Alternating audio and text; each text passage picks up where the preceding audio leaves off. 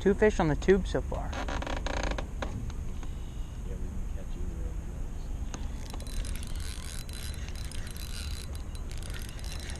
of Got news. Oh my god, Jack. Give me the net, Get him. Yes! Let's go! Hey guys, what's up? Welcome to Getting Fish. I'm Jax. Today I'm going to be teaching you guys how to fish a tube for bass. Now the tube is a bait that for me in the pre-spawn season right now has really been killing it for me. I've only been out a handful of times, and almost every one of those times a tube has been a major factor in me catching fish. So I guess we'll start with what is a tube, because it is a pretty funny looking bait, and depending on which part of the country you're from, you may not have heard of this type of lure. So a tube, it's a soft plastic lure. It is hollow and it has all these tentacles in the back, and it's basically meant to mimic a goby. Well, if you're in the north, a goby, but for me, and I am in the north, I just don't fish a lot of goby bodies of water. So for me, I'm mostly mimicking crawfish or little minnows scurrying around the bottom, just waiting for a big bass to come scoop them up. And so that's basically what I use a tube for and what I use it to mimic. It's actually very similar to a Ned rig. So if you see here, here's a tube and then here's a Ned rig. I'll pull this out in just a second here. They're very similar baits. I would say the Ned rig is a more finesse version of a tube. And so here's the two. They're very similar profiles. A tube has a little bit more action, but a Ned rig is just that finessier version, the more cold water version of a tube. And I haven't fished Ned rigs very much. I'm still getting into them, but I've been using tubes for years and I've caught so many fish on it. I just have a lot of confidence in it. So today I'm going to be teaching you more about what the tube is. So the other big thing about the tube and why I fish it over the Ned rig is basically the tube. It has a it spirals on the way down. So as it goes down, it's spiraling, kind of like a dying bait fish would. A Ned rig has a pretty straight fall. And so that's probably why I fish the tube more than the Ned rig. I like the action better on the way down. So you saw me there, I compared a tube to a Ned rig. And that's because of the way I fish it. I rig it very similar to how people would rig a Ned rig. And that's how most people in the north rig it. If you're fishing in the south, or even if you are fishing around up north, another way to fish it is to just Texas rig it. They sell larger ones, 4, 5, even 6-inch tubes that you can Texas rig and fish them around docks, brush, shallow cover, the way you would any creature bait or something like that, some sort of flipping bait. And so that's the other way to fish it, but I'm primarily talking about fishing it on an exposed hook with a jig head inserted into it, and that's how I fish it. So I'm going to teach you that. Maybe one day in the future I can cover the other style, because I have caught a lot of fish using a tube on a Texas rig. But for today, we're going to stick to this. So yeah, I talked about how I rig the tube, and so now I'm going to go into the specific gear, what I use, the tubes, the jig heads, the line, the rod, the reel, all that stuff. And so I'll start with the tube. The tubes I use, I primarily use tubes from Wacky Worm. They're a local company, but you can order them online, and I'll leave their company or their website link below, and you can call them, and you can make phone orders with them, and order the tubes. So the tubes I use a 3-inch tube, and I use it basically in 2 colors. I use a green pumpkin or a natural color, and that's good just if I'm going to a lake and I don't know what they're feeding on, anything like that, green pumpkin is going to be my go-to. And then if I'm fishing and I notice that they're spitting up bait fish, or if there's a lot of bait on the grass, I'll switch to a smoked purple, which is my bait fish imitation color, and that will just better mimic the prey that they're feeding on. And so yeah, that's why I use those 2 colors. If I was to throw a different color, I would say maybe something dark like a June bug or a black and red. We've done well in those colors in the past at a local smallmouth lake that we fish a lot. And so yeah, those are the tubes. The only other one I would mention is the Strike King coffee tube. Now, let me show you a quick comparison between the Strike King tubes and the Wacky Worm tubes. So here we'll see the Wacky Worm tube is right here. I'll do a close-up footage here too as well. And so here's the Wacky Worm, and then here's the Strike King. The Strike King is a much larger tube. It's much fatter, as well as most tubes when you buy them, they actually come with the tentacles longer than what they advertise. And so all the tubes I buy are 3 or 3.5 inch tubes, but they usually come out to 3.5 or 4 inches. And then so I usually trim them down just to have a little bit more compact profile. And I guess the main reason for that is because the tentacles do hang out there quite a ways, and they're pretty tempting for small rock bass, bluegill, sunfish to come up and nip at them, and then you tend to rip your tails off, and then before you know it, you don't have any tails left. So I try to make them a little bit shorter, so that way it's a little bit more likely for them to get the hook if they're going to try and bite it. So yeah, that's basically the tubes I fish. And I guess now I'll go into the jig heads. So the jig heads I use, I use just the jig head that, for the most part, I use just the jig head that Wacky Worm makes, and they sell them in the store. I'm not sure if you can order these online, but you can certainly ask them about it and see what they say. But the two ones I use, they're both Wacky Worm. I just have their 1/8 ounce and their 1/4 ounce. And when do I use one? When do I use the other? Well, the 1/4 ounce is nice because A, you have a faster fall, so it's good in deep water.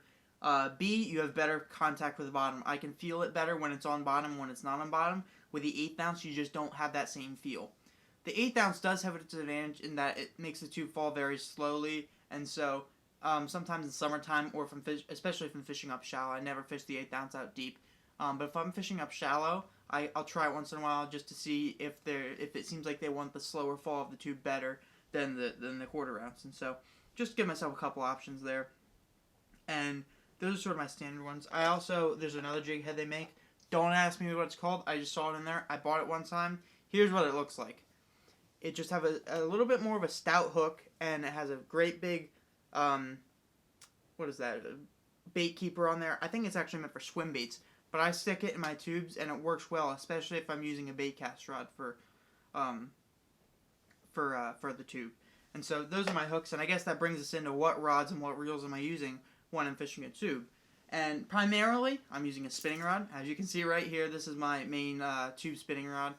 This is a Shimano SLX 7-foot medium, extra fast tip. Okay, so that's just my standard tube rod. That's probably the lightest I would go. A medium heavy would also probably work pretty well for the tubes, just because you're fishing them around a lot of rocks and snags and stuff, and you're fishing some heavier weights with them as well. Because although I only use 1/4 ounce, there's a lot of people, and when I say a lot, I mean most people, they use heavier weights than 1/4 ounce.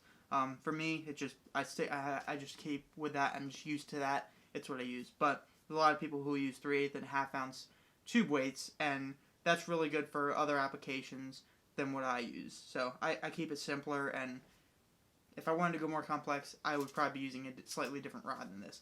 But the 7-foot medium works very well for me. And the SLX is just a very nice rod that I like to use, and I'm very happy with it. Just got it this spring, working great. And then the reel I have it with is the Daiwa. It's a Procaster. It came as like a combo at Dick's Sporting Goods for $100, and it's pretty good for like a $50 reel. The combo, the rod and the reel, was $100. I have the rod in the corner, and so I love this reel. It's really nice for $50. It feels pretty similar to my Daiwa Fuego, which is a $100 reel, and so they're both really nice.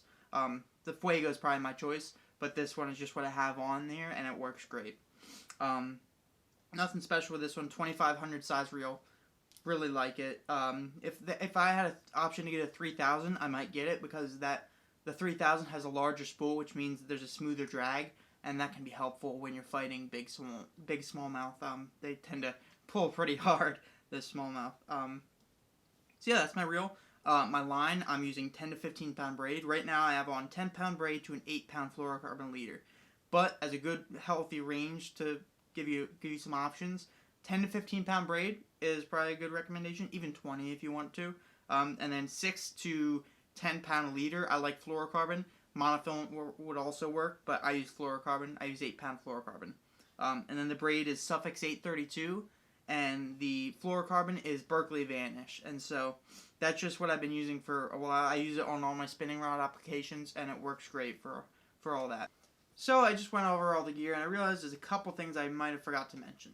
So I'm just going to go through those things briefly with you. I mentioned the tube heads I use are the ones made by Wacky Worm, but if you don't want to go through Wacky Worm, or you're not local, There are ones I can link you to on Tackle Warehouse, and all the gear I link will probably be to Tackle Warehouse. And so I'll link all that for you, and I'll link tube heads as well. So I think the ones I would like would be the Bite Me or also Danielson. The Danielson ones, I'll leave the link below. The one thing I do like to look for in a tube head is a 90-degree line tie. So I'll zoom in here on this one, and I really like that 90-degree line tie because it helps it come over the rocks better, basically, is the reason why I like that. Okay, so to rig the tube, what you want to do is you want to take your tube and your jig head, and you want to insert the jig head into the back end of the tube where the tentacles are. And then you're going to work it back. You may need to lubricate it, actually, before you put it in. And a lot of people just spit on it, but it's kind of gross. I usually am able to just work it in without lubricant. And you work it all the way to the head of the tube, and then you poke the eye through the top of the tube, and then you're good. It's ready, it's rigged, it's ready to go. And you're ready to catch some good bass with it. And so the other thing when I'm rigging tubes is I pre-rig a lot of them. I have a lot of them in my bags already rigged, because when you're out in the water, and let's say I'm fishing, and even though tubes tend to be pretty durable and you can catch a lot of fish on one tube, once your tube tears and it's off and it comes off, you really can't re-rig it and put it back into it. You actually have to cut it off your line and rig another one and then tie it back on. So I keep a lot rigged, so that way if a tube does tear up to the point where I can't use it, then I'll just switch it out with a different tube head. And that sort of brings me to another point, which is I tend to not go through a lot of tubes because they are durable, and just the way that they're used, they tend to last very long. You can catch a lot of fish on one tube. But there is a downside. Like, the caveat to that is they just tend to get snagged a lot. And a lot of times that's good, because when you have it snagged and you pop it out of the snag, and for example in rock, that can trigger a strike. But you tend to lose a good number of tubes, which is why I use cheap tubes and cheap tube heads, just to keep it affordable, because you can go through a lot in a day. So, yeah, that's why I use some of the tube heads I use, and yeah. So next we're going to be talking about where to fish tubes. Now, my number one spot is basically rocks. So anytime I have a rocky bottom, that's where I'm going to fish it. Chunk Rock or Rip Rap are both good places, as well as just boulders. And one of my home lakes is a lot of boulders, so I'll fish them in areas like that. But as far as and then also, I usually try to avoid weeds and wood, because you tend to get snagged a lot with the exposed hook of a tube. But I would fish docks. Docks can be good for tubes. Just pitching it to the outside corners, you can get good bites on tubes, and you usually don't get snagged too often in those scenarios. As far as the structure you want to fish, I would say ledges, points, steep banks, just areas like that. Those are probably my top producers for where to fish tubes. And Rip Rap. Rip Rap is also a good place to fish a tube.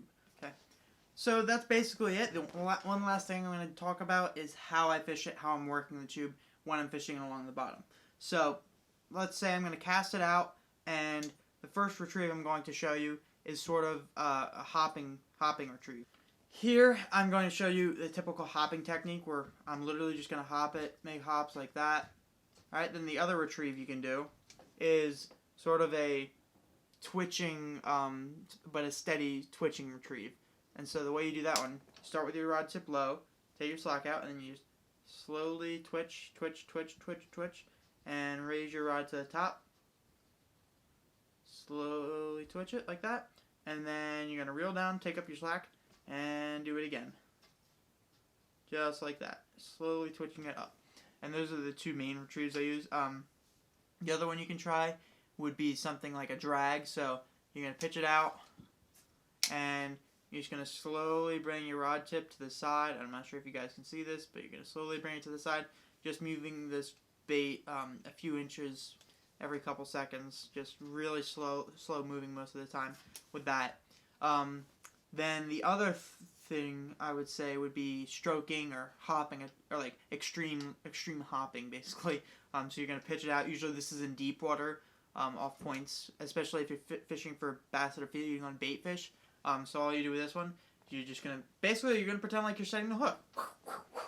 You're gonna snap it, let it fall. Reel up a snap it, let it fall. Pretty erratic action. Definitely for aggressive feeding fish. That's not my daily. That's not how I work on a day to day, but it can be good from time to time. So that's that. And then, however, any other times you're fishing a soft plastic and you're retrieving it, pay attention to that, and you can fish a tube the same way. And they're all good ways to work it. You just gotta figure out what the fish want on a particular day. And so the only other thing I would say about working it is when you're working it, you want to pay attention to the tube. Make sure you know what it's doing. You want to know if it's on the bottom, if it's in between some rocks, what's going on with it. Because if you're not, you're going to get snagged more. And when you are snagged, I'm going to show you the best way to get out. And if you can do this, this is the key to mastering how to fish a tube, basically. So once I feel like I'm snagged, I'm just going to hold pressure, and then I'm going to hold pressure, pull my line tight like this, pull more pressure, and then let go, which is going to let snack in the line, and then I'm going to snap my rod back up, and basically that will just pop the tube free. It lets slack in the line, lets the tube fall, and then once you pop it again, it pops the tube out of that snag, and you're good to go. You're back to fishing, back to catching some bass. And so I think that's basically it for how I fish a tube. I keep it pretty simple, and it's probably one of my favorite baits now since I've really gotten into bass fishing these past few years. So I'm a big fan of it. I hope you guys take these tips out and help you catch some more bass, some bigger ones too. I've caught some really big smallmouth and largemouth fishing a tube. So yeah, thank you for watching. Check out my other videos if you haven't already. Subscribe to the channel. I'll see you in the next one. Have a great